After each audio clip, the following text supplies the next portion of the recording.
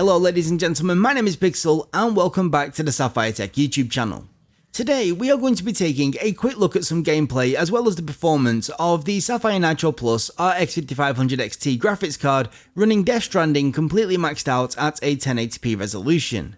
Now we did recently do a video just like this, except we focused on a 1440p resolution, again with the game completely maxed out, except this time on the SAPPHIRE NITRO RX 5700 XT graphics card instead. So I will leave a link to that video down in the description below, as well as in a card that you should be able to click now. But anyway, obviously since this is the second video covering the same game, there is going to be quite a lot of crossover, and we're going to start off with the PSA about the graphics card drivers. Now, I didn't actually get any footage from the early drivers because I'd actually done that on the 5700 XT, but what I did notice is that on the earlier drivers there were some significant performance issues which were fixed when I updated to the latest ones which released alongside Death Stranding. So I do have to recommend that you update your graphics card's drivers if you do intend to play Death Stranding in the near future.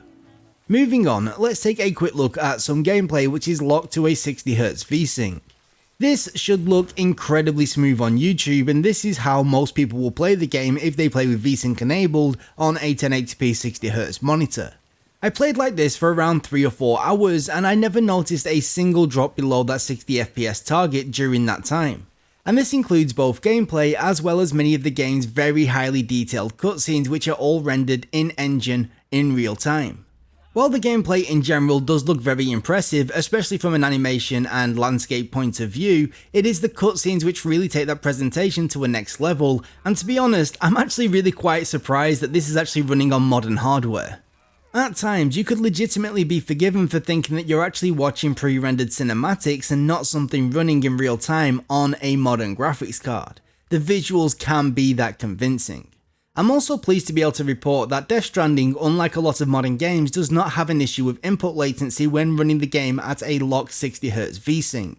And as a result, this is going to be one of the first games where I actually actively recommend that you play at a locked 60Hz VSync if you don't have access to a FreeSync enabled monitor.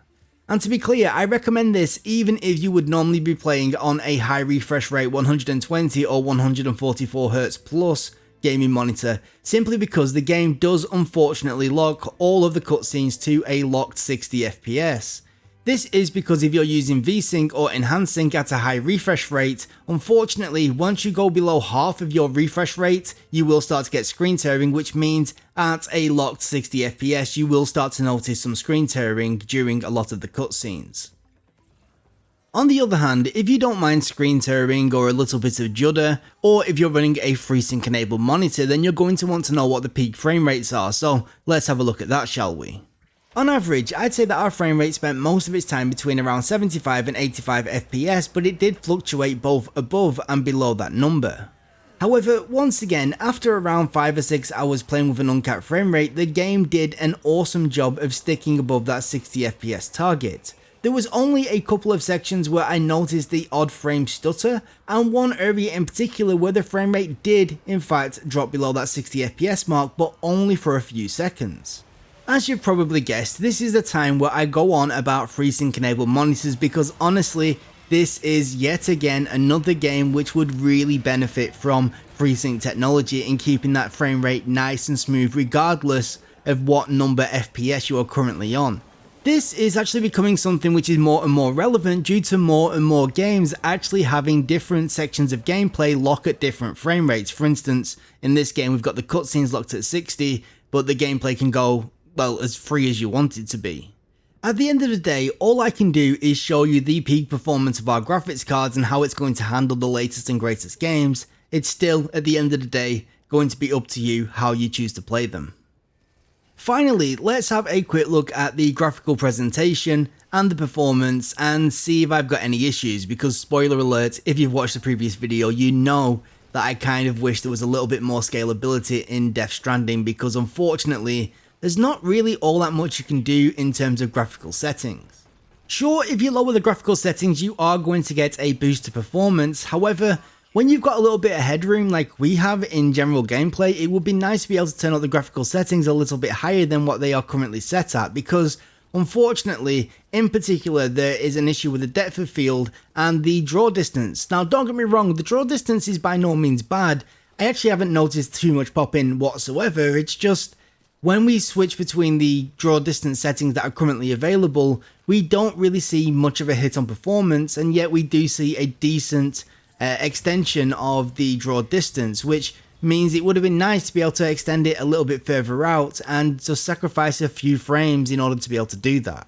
When it comes to the depth of field, it's the same problem that we've seen in a lot of modern games, where the depth of field is actually rendered at a much lower resolution than general gameplay, which can result in some incredibly blocky effects, not all the time, but quite often on contrasted edges during scenes which have got depth of field enabled. What's worse is that while you can turn off depth of field during general gameplay, you cannot turn it off during cutscenes, which means unfortunately you are going to be stuck with this blocky effect during most of the game's cutscenes, which is just a real shame when I do believe that we have got the graphical horsepower here on PC to be able to, well, not have that problem. At the end of the day, the definitive way to play Death Stranding is most certainly on PC, so none of these are major issues. It's just, as a PC gamer, I like to have that little bit of freedom. But with that said, that is going to be me done for today, so thank you so much for watching. If you've got any questions, suggestions or feedback, you can leave it down in the comment section down below. If you were new around here, how about considering slapping that subscribe button and also dinging that bell so you get notified of our future uploads. And if you like this video, you can like this video, and if you disliked it, there's a button for that too. I just like it if you'd let us know why you disliked it so we can try and improve in future. But with that said, from myself and everybody here at the Sapphire Tech YouTube channel, thank you so much for watching this video, and until next time, we will catch you later. Bye bye.